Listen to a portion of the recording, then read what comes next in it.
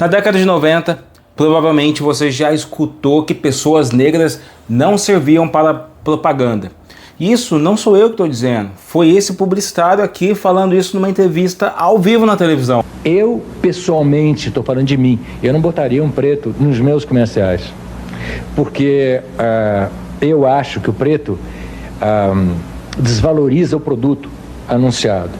Talvez as novas gerações não consigam compreender o que era viver nesse mundo onde os preconceitos eram totalmente declarados, né? O cara dizer que preto desvaloriza o produto é um preconceito extremamente declarado.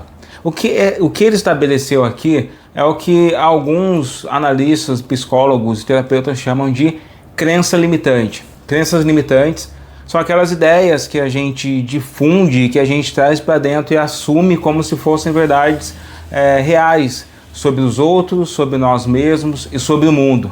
Às vezes eu imagino como que esses discursos racistas desse publicitário se difundiram e impactaram as pessoas ao redor. Por exemplo, quando eu comecei a estudar publicidade, não lembro mais a idade que eu tinha quando eu comecei a faculdade, talvez 17, 18, sei lá, não lembro, não tenho nenhuma ideia. Mas em determinado momento da faculdade eu determinei na minha vida que eu nunca estaria na frente de uma câmera.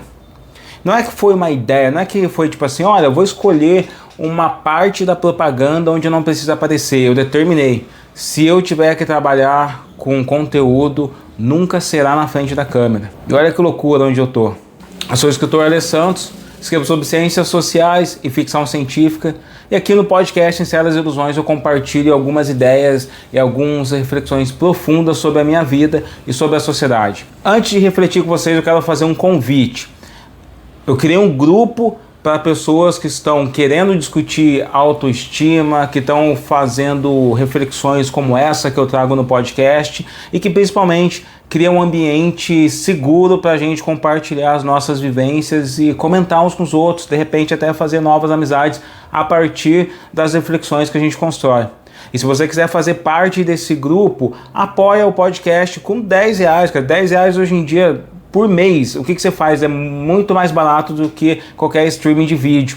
Você apoia com R$10 e vai ter acesso a esse grupo. E em breve eu vou trazer mais recompensas para vocês, inclusive encontros temáticos, para a gente discutir essas reflexões que eu trago aqui, também presencialmente, ou online, ou grupos de apoio sobre masculinidade, sobre criatividade e todos os outros temas que englobam o podcast. Então preciso do seu apoio, dá para apoiar de outras formas, mas para fazer parte desse grupo, me apoia no link que está aqui na descrição. Eu vou acabar de colocar aqui na tela, que é apoia.se/Sinceras Ilusões, tá bom? Entra lá e eu espero vocês no canal, no grupo do Clube dos Sinceros. Mas imagina que em determinado momento da vida eu falei, cara, eu nunca vou estar numa câmera, eu nunca estarei na frente da câmera. E como eu já comentei com vocês alguns episódios desse podcast, até 8 anos atrás, eu não postava foto na internet.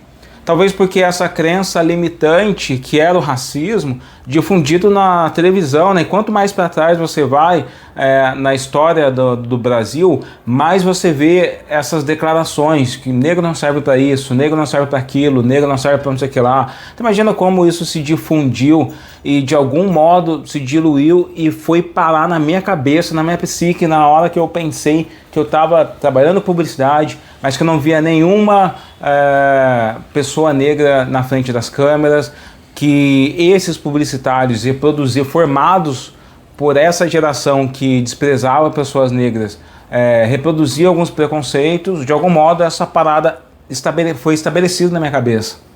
Só que, como vocês sabem também, eu sou um cara que questiona e critica muito as coisas.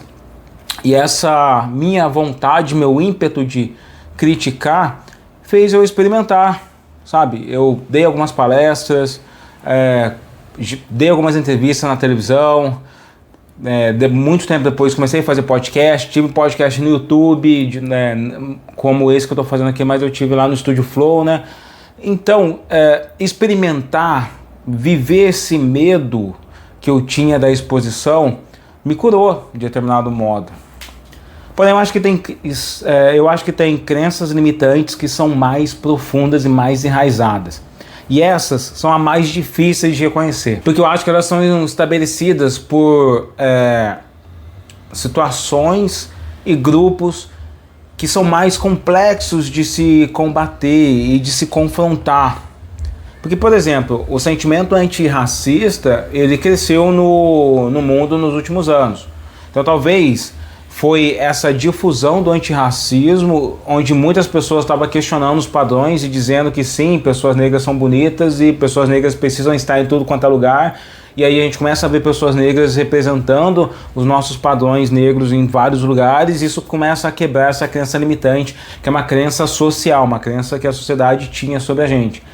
Porém, imagina aquela crença estabelecida pela sua família. Como confrontar uma crença criada por quem te ama? Eu acho que isso é muito mais complicado e talvez seja até mais difícil de extrair de dentro de você quais são as crenças limitantes que você tem. E aqui eu não estou falando de racismo e eu não estou falando necessariamente de gênero, eu estou falando de vida. Por exemplo, eu vou falar de novo sobre um contexto meu. Eu nunca me interessei por pessoas que eram artistas. Nunca tive um relacionamento. Eu acho que a única vez que eu fiquei com uma garota que era ligada à arte, eu não gostei dela e tal, e tinha alguma coisa na minha cabeça que dizia que eu não deveria me relacionar com pessoas da arte. Eu acho que um tempo depois, fazendo análise, né, já faço há 4 anos, eu comecei a buscar a origem do meu desprezo por pessoas da arte. Eu acho que não é desprezo, meu não apreço por pessoas da arte, assim. E muito vem do medo, talvez aqui na minha cabeça, da minha própria família. Porque imagina, pessoas pretas, pobres, numa cidadezinha tão pequena, tinham medo muito grande da instabilidade da vida do artista. Era muito instável. Todas as pessoas que tentaram ser artistas, e naquela época na minha família era no máximo músico, tinha uma vida muito instável, muito difícil, muito dura, e a maior parte delas não aconteceram como artistas que sobrevivem da sua arte. Eu acho que isso criou uma crença limitante, sabe? Eu acho que de algum momento o medo, inclusive a minha mãe tinha muito medo de eu ser artista, muito medo. O meu lado criativo só não foi tolhido porque eu era meio maluco, assim, sabe? De confrontar as coisas. Mas eu convivi com o medo do meu lado criativo florescer. Somente porque a minha mãe era extremamente religiosa e eu gostava de RPG e também porque ninguém sabia se isso podia ser um trabalho, se eu poderia passar fome, esse tipo de coisa. E talvez de algum modo não que alguém falou diretamente para mim, mas conviver com esse medo estabeleceu uma crença limitante na minha cabeça. Que talvez, tudo bem, eu ter me tornado artista, eu me tornei escritor, mas conviver com se relacionar com nem pensar, tá ligado? Eu acho que são essas crenças limitantes enraizadas dentro da gente que são extremamente difíceis de extrair. Crenças limitantes criadas por religiões. Como é que você vai confrontar uma crença estabelecida pelo pastor, pelo padre, pelo xamã, pela Yalorixá, pelo seu guia espiritual, quando você ainda está inserido nos sistemas de crenças onde você não questiona nada desse sistema? Se você começou a questionar, algum momento você vai achar alguma crença limitante estabelecida pela religiosidade em você, né? Eu acho que uma das crenças limitantes muito difundidas por algumas igrejas evangélicas que eu frequentei e convivi é que a mulher não deve não deve superar o nível intelectual do homem, né? Tipo, isso não estou falando, não é só uma coisa escondida, oculta, não. Tipo, tem pastor que fala isso, que a mulher não deve ir para a faculdade, não deve estudar mais que o homem, não deve fazer isso, deve fazer aquilo e tal. Então tem essas crenças limitantes. Como confrontar isso se você está dentro de um sistema que acredita em todo o conjunto dessas regras? E quando você vai falar de confrontar uma crença limitante na família, isso significa que você tem que desfazer aquela unidade, como posso dizer, aquela entidade que você de algum modo sacralizou, que de algum modo sustenta a sua existência, chamado família, para você começar a pensar que talvez a família tenha te colocado em algumas situações que não são muito confortáveis. E aí quando você começa a fazer isso, talvez você vai encontrar alguma crença limitante, sabe? E eu vejo que as crenças nem sempre essas crenças limitantes, determinadas, como foi o caso do racismo, do machismo. Às vezes são crenças muito bobas, sabe? Tipo, seu primo sempre foi colocado no lugar de destaque da sua família e você sempre foi colocado no lugar de ser a pessoa tímida. E aí o que acontece é que você acredita que a timidez é inerente a você e você nunca confronta essa timidez. Porque para confrontar esse tema de crenças, você talvez vai ter que entender que aquela organização, aquela constituição feita emocionalmente pela sua família, ela não foi perfeita, ela foi uma bagunça e talvez te fez mal, te adoeceu em algum momento. Eu acho que esse papo vai longe, não vai? Se você quer que eu fale mais de crenças limitantes, comenta aqui embaixo ali, porque eu acho que esse assunto é muito extenso. Lá no nosso grupo do Clube do Sincero já tem vários apoiadores que estavam falando das suas próprias crenças limitantes quando eu compartilhei que ia fazer esse episódio com vocês. E talvez a gente volte a refletir sobre isso aqui no podcast. Mas e você?